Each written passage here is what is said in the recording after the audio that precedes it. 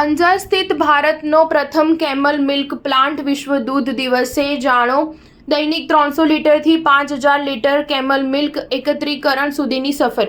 સરહદ ડેરી અંજારની સ્થાપના 2009ના વર્ષમાં તત્કાલીન મુખ્યમંત્રી નરેન્દ્ર મોદીના માર્ગદર્શન હેઠળ કરવામાં આવી અને સરહદ ડેરીના સ્થાપક ચેરમેન બન્યા વલમજીભાઈ આર હુંબલ, જે અત્યાર સુધી સેવા આપી રહ્યા છે। શરૂઆતમાં 17 દૂધ મંડળી પાસેથી દૈનિક 300 લીટર દૂધ એકત્રીકરણ કરવામાં આવતું હતું, જે અત્યારે 900 કરતાં પણ વધારે દૂધ મંડળીઓ પાસેથી દૈનિક 5000 લીટર દૂધ દૈનિક એકત્રીકરણ કરવામાં આવે છે।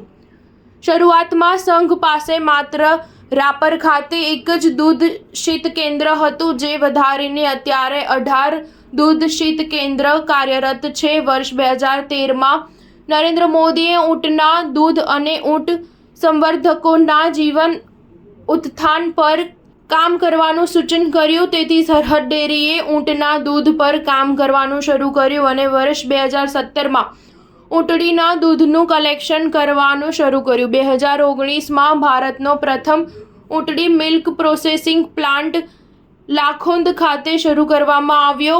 આગળ વધતા રાપર, નખત્રાણા, રાજપર, કોટડા, આથમણા, દયાપર ખાતે ઊંટડીના દૂધનું એકત્રીકરણ હાલમાં કરવામાં આવે છે।